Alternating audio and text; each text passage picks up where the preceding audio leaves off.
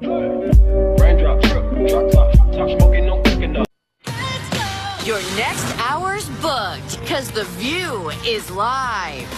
Trump on Roseanne.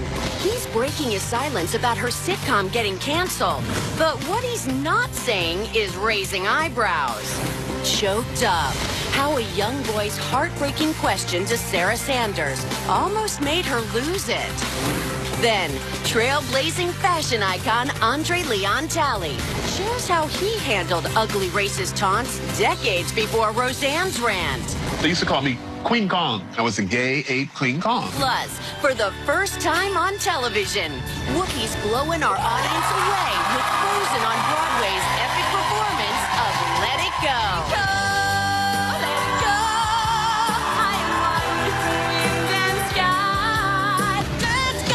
Here come Hump Day Hot Topics with Whoopi, Sarah Haynes, Joy Behar, Sunny Hostin, and Meghan McCain. Now, let's get things started.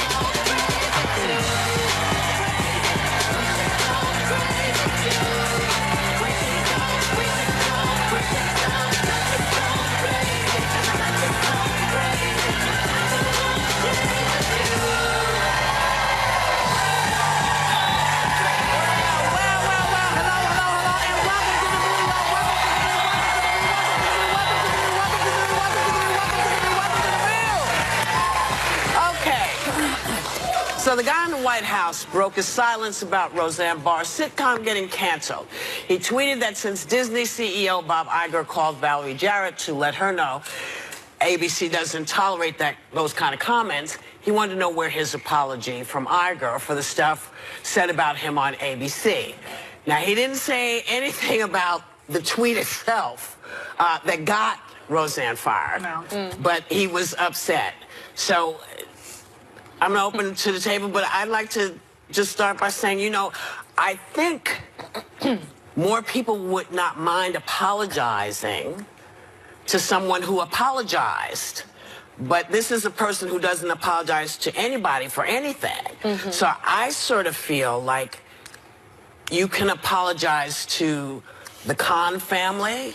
You could apologize for the things you said about, you know, lots of different races and people that have come to you can apologize for what was said about your dad. I mean, I think apologies are made when someone feels that they need to apologize for something. And personally, I think that sometimes if you're taking a page out of someone's book, this is what it can look like. But he says that he wants an apology for all the horrible things that are said about him on this network.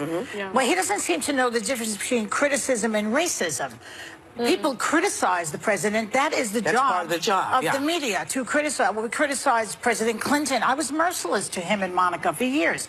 Bush got criticized on this show. Everyone, that's a job of the president, to accept the criticism like a man.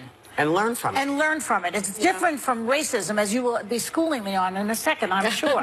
No, really, I need to hear it, too, like every white person out there.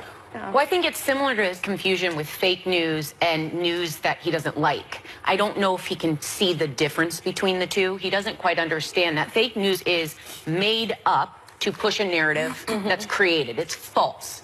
It doesn't mean that you don't like the headline or you don't like the criticism or you don't like the feedback. And that seems to be the same thing. He doesn't see the behavior as being inappropriate. He sees people that are critical of him as being the same. And it's interesting that he made this about him, because this has always been about the fact that Roseanne Barr tweeted out an abhorrent, deplorable statement about a black woman, sort of comparing her to an ape, which is an age-old racist trope meant to dehumanize and make people like myself, that look like myself, feel bad about themselves. And that's what he should have been talking about. And if he's looking for an apology, I'd like him to apologize for what he said about Haiti.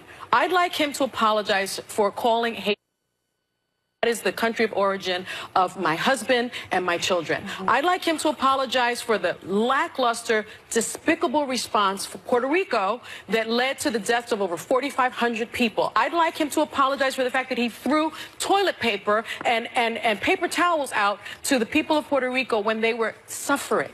I want those apologies. And I think until he leads by example, he doesn't deserve apologies. You think you'll ever get that?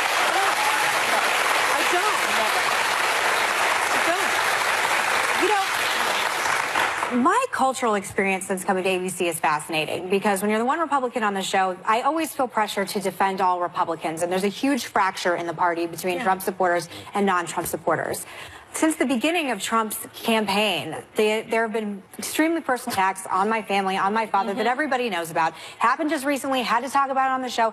I don't like talking about my dad all the time, but he keeps being brought up in a rally last weekend. There were boos. It was elicited by President Trump at the rally. Obviously, I was promised an apology by Kelly Sadler publicly to my family, and that I did not receive that as well. So if we want to go tit for tat with apologizing, yes, this is not an administration that's capable of apologizing on their end.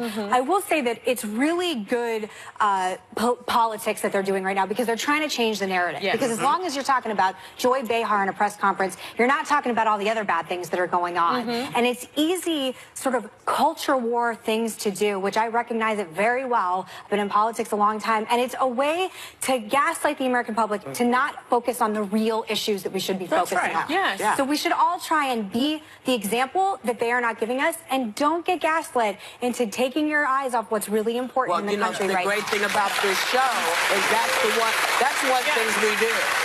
It's one of the things that we do on this show. And I just, whether we're telling you to keep an eye out because regulations have been deregularized in banking, or whether we're telling you that women's issues are being sort of pushed down into the toilet. We try to let y'all know what's happening as we're seeing it. Now, you don't have to agree with it, but we feel it's important that we let you know it's there. But for this, I think, this particular thing, at least for me, I understand that this is a lot of smoke and mirrors. Mueller's out there. There's a lot of stuff going on. But the thing that I want to never stop saying is, the truth is, you apologize first, and we will take a page out of your book. Because that's what we expect from our children. That's what we expect from our friends who talk to us in ways that we don't want. He doesn't even want people who work for him. That woman who criticized, who said that horrible thing about your dad, she was not even allowed, it looks like, to apologize. Even though she did it privately. She still has her job. And again, this isn't about, it's uncomfortable, because I don't want to make this about me and my dad. No, it's not. It's about all of it. But it obviously is something that... It's about tone. That obviously we bring up. And about missed opportunity. This was a wonderful opportunity for this president to talk about the real racism that is going on every single day in this country, and people calling each other's names. I mean, we're talking about what happened at Starbucks. We're talking about, things that black people live with every single day, like being called, the police being called for just living while black.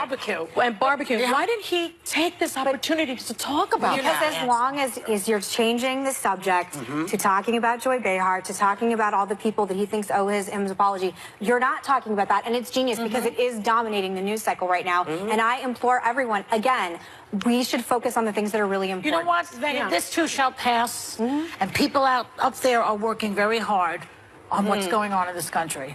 That gives me a lot of solace.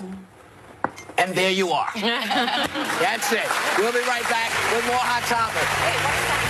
Still ahead, Public Shameless, the cringy viral video that has some saying decorum is dead and gross. Today, we're going from red hot topics Whoopsie-do to super chill Frozen. Let it go, let it go. The first ever TV performance of Let It Go from Broadway's smash hit Frozen hits the view today.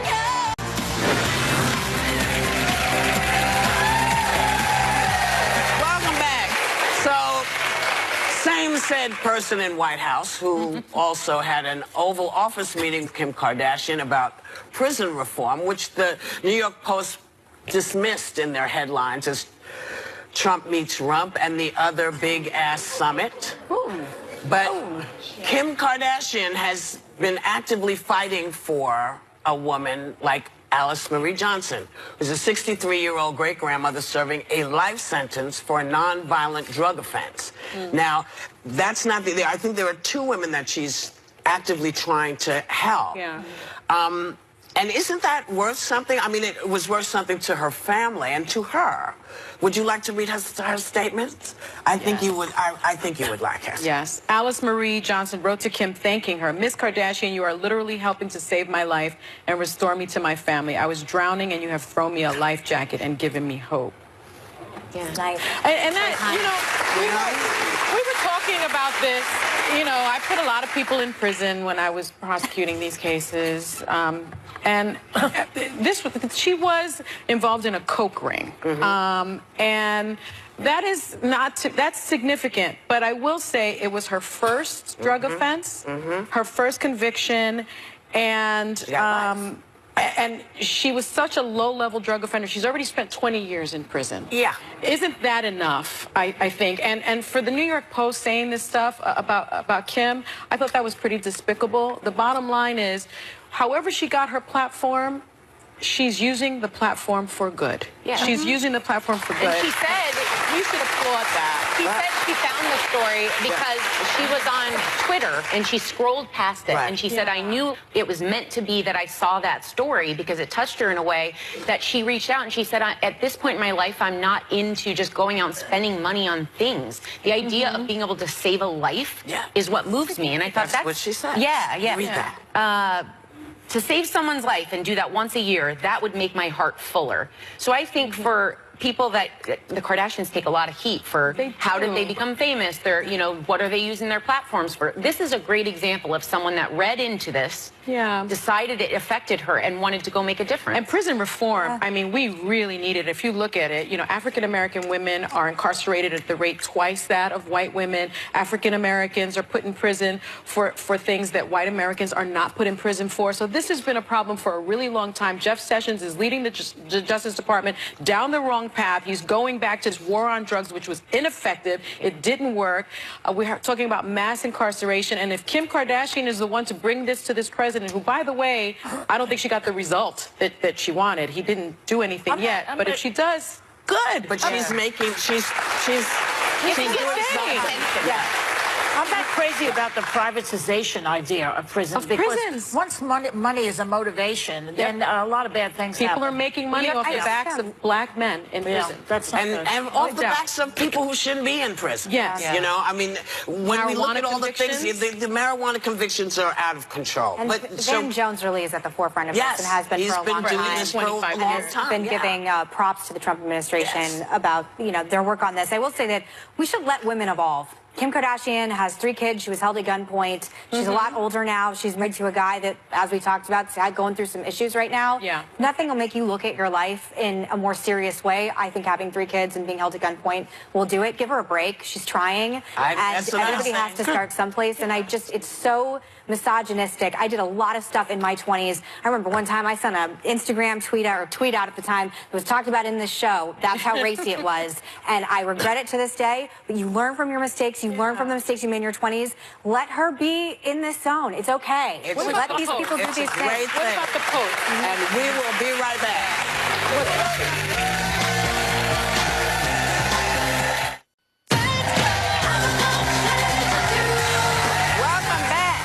Now, FEMA had the official toll of Puerto Rico's hurricane victims at 64, but a Harvard study found the number of dead is closer to 5,000. Now, the White House is supporting FEMA, saying it was the largest disaster response in U.S. history. Really? But how can the numbers be so far apart? Well, there are a lot of reasons for it. Okay.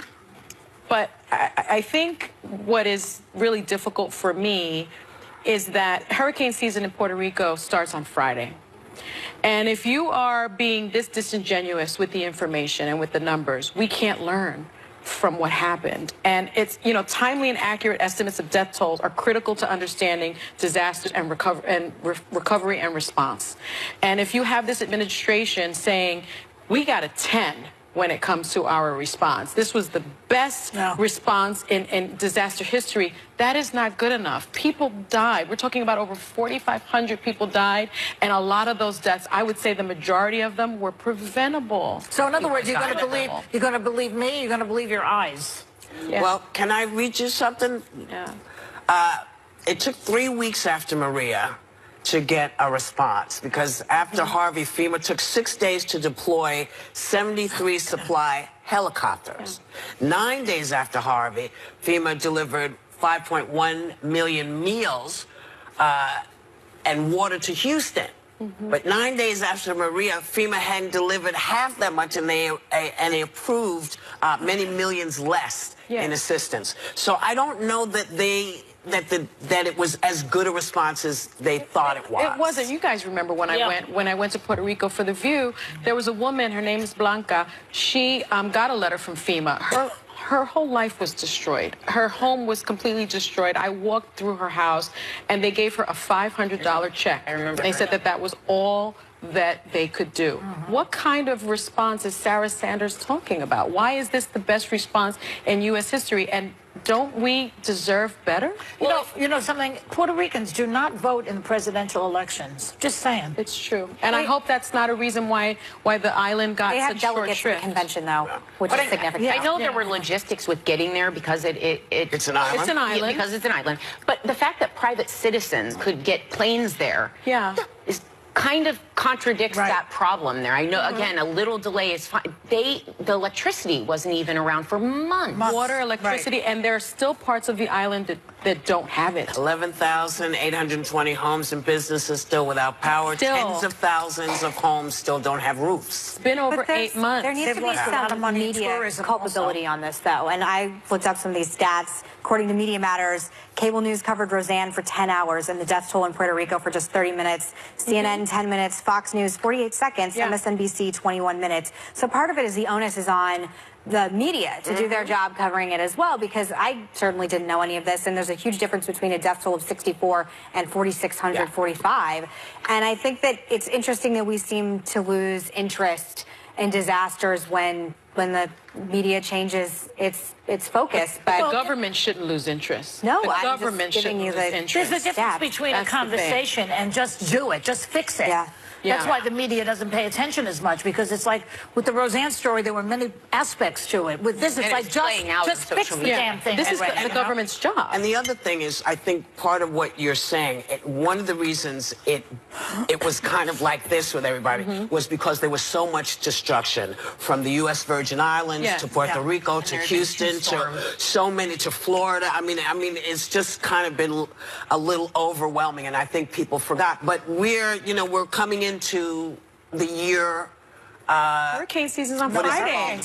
The year anniversary of this. So we should be talking about it now and figuring out what we do to help the folks who actually still don't have anything. How can we help? We'll see if we can help you figure it out. We'll be right back.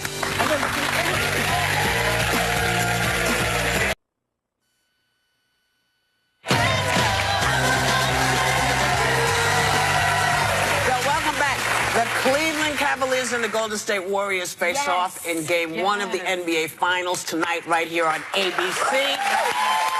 Good luck to both teams. I went to see Once on This Island last night. If you do nothing else, go see it. It's amazing. It's wonderful. The cast is spectacular and marvelous. And anyone, I mean, seriously, they're like kicking butt. It's really wonderful.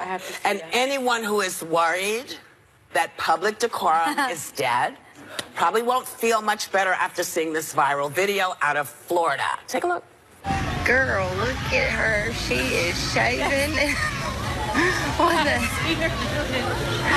Oh my God, this lady is shaving in the pool. The heck? Oh, I hope she don't shave her next. So my question is, when did this stuff become the norm? When did stuff like this become stuff that people just said, oh, yes, this is a good idea. I'm going to shave my legs at the pool. At the pool. and dip the shaver, dip the razor in it, and then you continue. She was like cleaning it. Kids were there. When I was a kid, I didn't learn how to swim until I was an adult. I learned how to swim about 5 years ago. So that hair would have drowned you. I'd have been a mess. I'd have been a mess. But the reason I didn't learn is because I grew up in the Bronx, and my mom always said that the public pools were dirty and nasty and disgusting. Which they are not. And they are not. But then when you see that, you're like, I mean, my mom was all over this. She was like, see? That's why you didn't know how to swim. Because look at that. But the good thing about it is it makes people who pee in pools feel better about it. Right? And the other thing is, to what you're saying, Wolfie, is, you know how pools always have those signs, no diving, no running, no loud music? Yeah. When did we get to the point that just because it's not on there, you think you should do it? Well, there's a lot of little bigger lists they could come up with. Who does that? Well, the same people, I guess, that would leave a turd in a pool. I mean, you wouldn't do that, would you? Or would you? I mean, who knows now? See, this is the stuff we got to start working on, people. This is the thing. The next time you think about doing something like that, or there was a man clipping his fingernails on the subway near me a few days ago. I almost took video of it to show on the show, and then I was like, I feel bad about publicly shaming a person, but just clearly cut out his head. That pool lady. We're shaming you. We're shaming you, sir. We saw your clippings. We don't like it. We'll be right back. Andre Leon Talley set the style for the entire world. He's the Nelson Mandela of couture. Now, he's sharing how he handled racist rants Black Americans are still dealing with next. They used to call me Queen Kong. I was like an ape. I was a gay ape Queen Kong. Tomorrow on The View, get ready for Friday. Because the weekend starts early with an entire day of red hot topics. And you know, with Anna Navarro co-hosting, anything goes. Tomorrow on The View.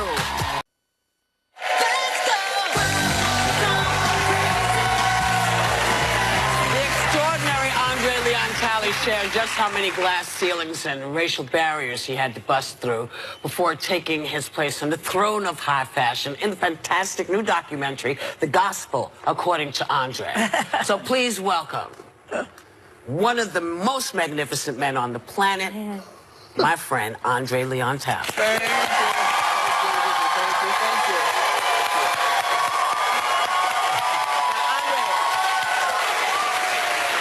I know the documentary was #1 over the weekend, but you heard the Roseanne's tweet, and it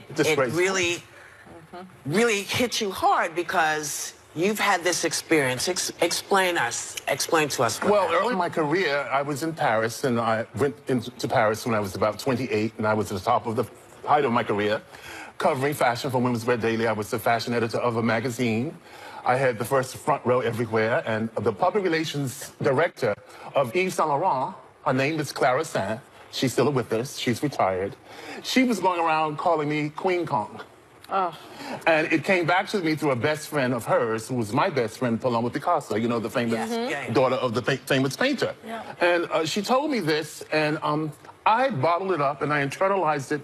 That was in 1978, and then I decided, I was sitting in the Vogue archives one day, and they were filming me, and I was looking at old pictures of Vogue, and it just came back up, that memory. I had never articulated to anyone, not in my family, my church, none of my best friends, and I decided to let that come out. Wow. Did you ever tell her you didn't like it? Oh, I never spoke to Clara Saint again. Well, she's still alive. Maybe. Well, she's still alive. No, I don't. She's bitter. She's still alive, and she's alone in Paris because she had a boyfriend that was taken away from her. You know, it was manipulated from her. I meant to give him back. But that kind of thing does stay with you. Yeah. Well, It hurt me very, very, very. And karma is, it will bite you in your butt. It will bite you. The way it's biting Roseanne in her butt, because listen, she called Valerie Jarrett an ape. You call us monkeys, and you're the monkey on the limb with no job. She got no job. ABC did it correctly. That's right. Yeah. So you also had to endure rumors that you were sleeping around. Oh, there are all kinds of rumors. Oh, when I was young, one of my bosses came to me one day in front of everybody in the office and says, "It's rumors, are you sleeping in every designer bed in Paris?" That would be a lot of the beds to fill. And I thought, I was very quiet. I went to the Madeleine Church. I thought about it, meditated, famous church in Paris where Marlene Dietrich was eulogized and funeralized in Coco Chanel. And I then went back to the office and retired. I resigned. I sent a letter of resignation, notarized by the American Embassy. Because of the rumors. Because of my boss saying that to me, to demean me, to demoralize me, to make me feel small. I was so on top of the world. People loved my point of view. They loved me. I was skinny, tall, and glamorous. And they wanted me to be put down. And he said, rumors are you are sleeping in every designer's bed. I was not sleeping in any designer's bed. Never slept in a designer's bed, except as a guest, in a guest bedroom. Without the designer. Yeah. So you resigned. I resigned. I resigned the most important job I had in my youth, Women's Wear Daily. I was the bureau chief in Paris, and I resigned by a letter of notarization from the British Embassy, because I didn't want those people to put me down and say, oh, you know, he was caught stealing from the petty cash. Oh, he didn't return the samples. So would you do the same thing today? Resign? I certainly would. I certainly would. I most certainly would. And that was a decision of courage. Yeah. Joy. I was under 30 and alone in Paris. I didn't have my grandmother. I didn't have my friends, no minister. And I didn't tell anyone I was going to resign. I went away for the weekend. I thought about it. I came back and wrote the letter, walked to the British American Embassy, had it notarized, and delivered the letter. Right. Wow. Now, Andre, you're one of the only black men whose position has such a big position of importance in fashion, climbed to the top. Do you think things are getting better behind the scenes with diversity in fashion? It's a slow burn. It's like cooking chitlins. It's like you put a pot of chitlins for New Year's Eve or Christmas Day. It's a real slow burn. Honey, it's chitlins. If y'all ever knew how to cook chitlins, it take all day. Because you got to clean them first. And it's a slow burn, I must say. Edward Innenfeld, who was named the editor-in-chief for British Vogue, he's black, and he called me, I sent him an email saying congratulations, and he said, you've paved the way. I mean, from me to 1978 to then, that was like a slow burn. It's very, very slow, the evolution of black people of prominence in the fashion industry. Behind the scenes, there are models. There are top models. But that still took a while. Behind the scenes. Yes. Well, I saw your documentary last night, and it is fantastic. Oh, thank you, son. It is so wonderful. I didn't understand your story. Of course, I knew who you were, but I didn't understand your story. We see your journey from growing up in the segregated South to becoming really this icon in the fashion industry. Where did your love of fashion start? Because even Anna Wintour says you are it when it comes to fashion. You're an encyclopedia. Well, I think it came from my grandmother. I think my grandmother had great style. She never read a cookbook. She never read a book about how to garden. She drew beautiful geraniums in terracotta pots. And my grandmother gave me unconditional love. So the man you see today is thank you to my grandmother that you see the man who's sitting here on your set today. Wow. And, you know, you always, as Toni Morrison said, it's the foundation of your ancestors that makes you, that you go on. And that's where I got my first love of fashion, by sitting and watching her prepare for church every Sunday, every Saturday. She was the best dressed lady in the church with not a lot of money. She had one suit. That suit was in her closet for 30 years. I remember she had it when I was young. And then when I took her on the first plane ride, she wore that black suit. And it was a black suit that stood her for 44 decades. Wow. And she just was a pillar of strength in our family. And she gave unconditional love, and she gave me the values of the church. Had I not been brought up in the church, I might have been over there in one of those rehab centers or someplace, you know. You know what? That is not even true. Your foundation, please, child. He would never look bad. See, that's why he would not let himself look like somebody who needed to be in rehab. He's too fine. This is fashion. Yes. Well, I just had this made for you all for Dapper Dan today. I had it made for 24 hours. I had this made for the video. You have to come back and co-host with us. Oh, I will. I would so love to. I would so love to. I would be so fun. So much fun. Yes, whatever you want. Andre's documentary is extraordinary. The Gospel According to Andre is in theaters right now. If you get an opportunity, go have a really good time and take a look at it. It's really fabulous. We'll be right back.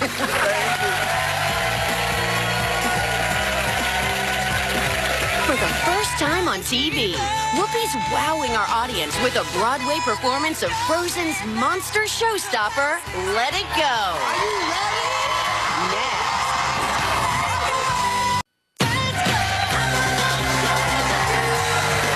So last week, we surprised our audience with tickets to the Tony-nominated Broadway show Frozen. But that wasn't the only surprise we had in store for them. Take a look. Have you noticed there are buses outside? You notice that? Well, right now, we're taking you over to the St. James Theater to see a sneak peek of Frozen on Broadway.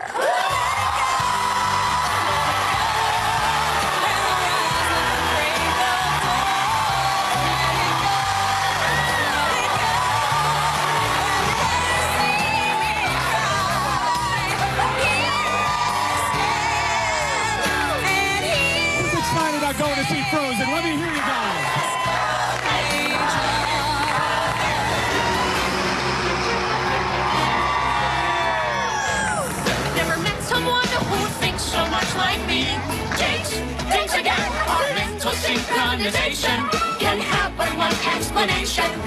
You were just meant to be.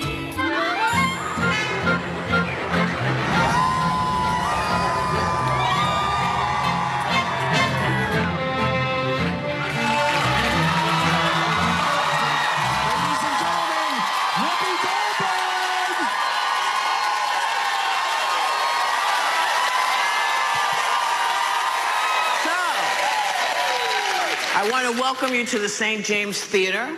That's where Frozen is playing, and that's where we are today. The cold never bothered me anyway. And so, you ready? Yes! No, you're not. No! Are you ready? Ladies and gentlemen, Frozen!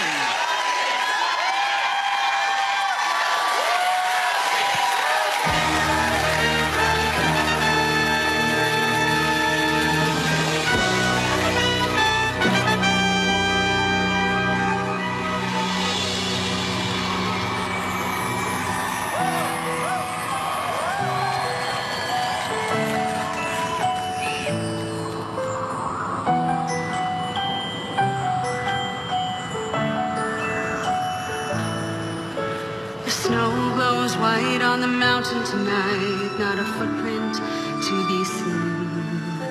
A kingdom of isolation, and it looks like I'm the queen.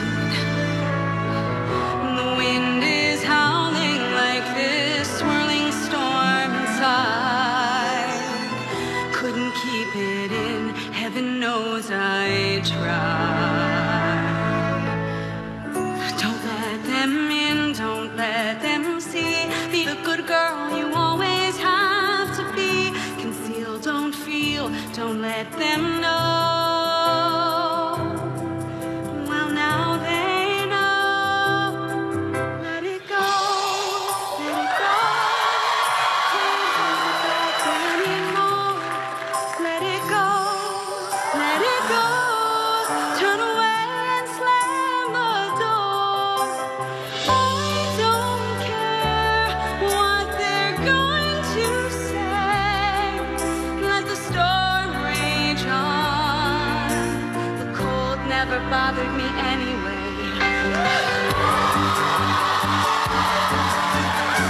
It's funny how some distance makes everything seem small.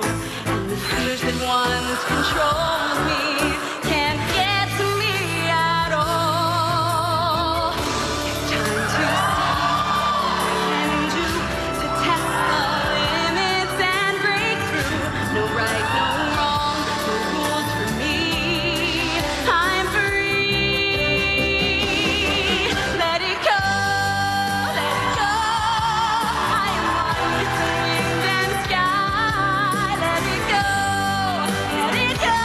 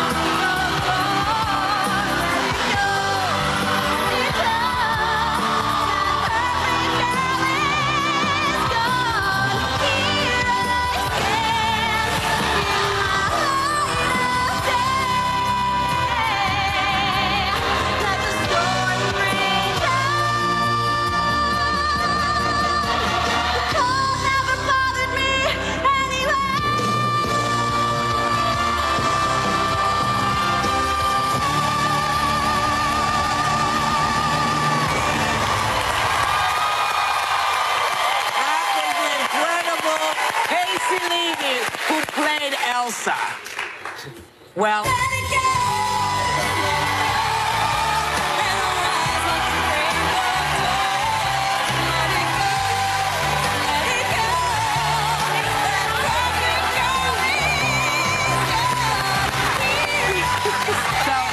So you have a show in a few hours. I do. So, what are you doing here? Well, I just thought I'd come hang out. Is that all right? Yeah, sure. Well, we just loved having you at the St. James last week with us, with your entire audience, and it was so special for us at Frozen.